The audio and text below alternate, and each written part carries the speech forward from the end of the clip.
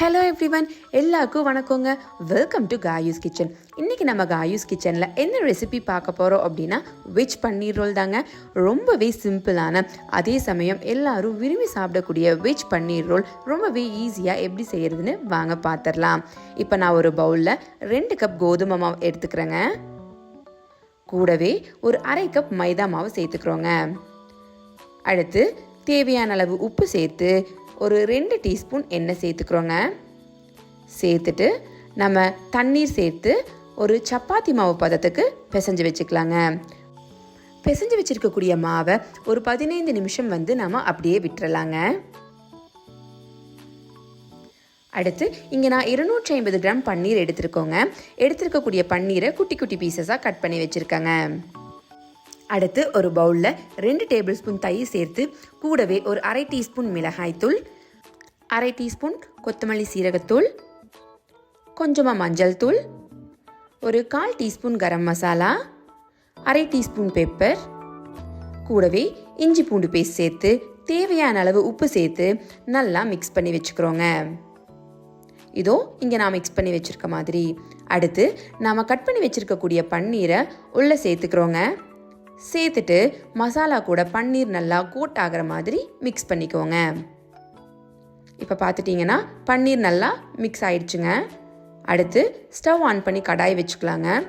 ஒரு 2 டீஸ்பூன் எண்ணெய் சேர்த்து நம்ம மிக்ஸ் பண்ணி வச்சுருக்கக்கூடிய பன்னீரை உள்ளே சேர்த்துக்கிறோங்க. சேர்த்துட்டு ஒரு 3-4 நிமிஷம் வரைக்கும் நீங்கள் ஃப்ரை பண்ணி எடுத்துக்கோங்க. ஸோ மீடியம் ஃப்ளேமில் வச்சு ஃப்ரை பண்ணிக்கோங்க. நீங்கள் ஃப்ரை பண்ணும் பொழுது பன்னீர் ஓரளவு ரோஸ்ட் ஆகிடுங்க. இப்போ பார்த்துட்டிங்கன்னா பன்னீர் நல்லா ஃப்ரை ஆகிடுச்சுங்க. நான் அதை ஒரு பவுலில் மாற்றி வச்சுக்கிறேங்க. இதோ நம்ம ஃப்ரை பண்ணி வச்ச பன்னீர் ரெடி ஆகிடுச்சுங்க. அதை அப்படியே வச்சிடலாங்க. அடுத்து நம்ம ஸ்டவ் ஆன் பண்ணி ஒரு கடாய் வச்சுக்கிறோங்க. கடாய் நல்லா சூடானதும் ஒரு 2 டேபிள் ஸ்பூன் எண்ணெய் சேர்த்துக்கிறோங்க. எண்ணெய் சூடானதும் நம்ம நீளமாக கட் பண்ணி வச்சுருக்கக்கூடிய 2 மீடியம் சைஸ் பெரிய வெங்காயம், நீளமாக கட் பண்ணி வச்சுருக்கக்கூடிய 1 கப் கேப்சிகம், நீளமாக கட் பண்ணி வச்சுருக்கக்கூடிய 1 கப் கேபேஜ் உள்ளே சேர்த்து ஒரு 2 நிமிஷம் நல்லா வதக்கிக்கலாங்க.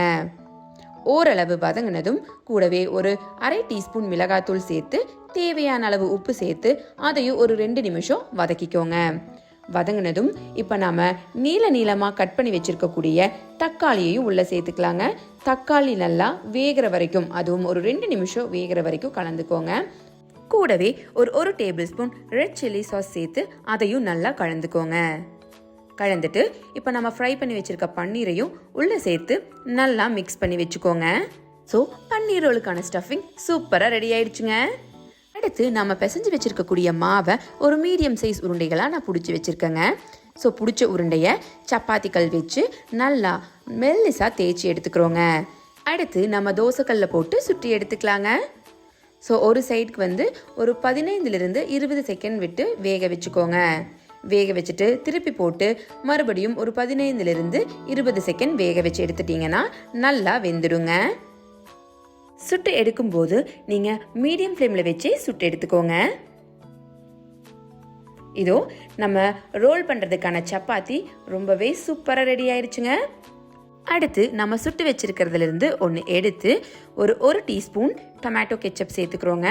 கூடவே ஒரு டேபிள் ஸ்பூன் மயோனஸ் சேர்த்துக்கிறோங்க. சேர்த்துட்டு அதை ரோல் ஃபுல்லாக ஸ்ப்ரெட் பண்ணி விட்டுக்கோங்க. ஸ்ப்ரெட் பண்ணி விட்டுட்டு இப்போ நம்ம பன்னீர் ரோலுக்கான ஸ்டஃபிங்கை உள்ளே சேர்த்துக்கிறோங்க. இதோ இது மாதிரி சேர்த்துக்கோங்க. சேர்த்துட்டு நம்ம சப்பாத்தியை நல்லா ரோல் பண்ணிக்கலாங்க. இதோ நமக்கு வெஜ் பன்னீர் ரோல் சூப்பராக ரெடி ஆயிடுச்சுங்க. பார்க்கவே சூப்பராக இருக்குங்க.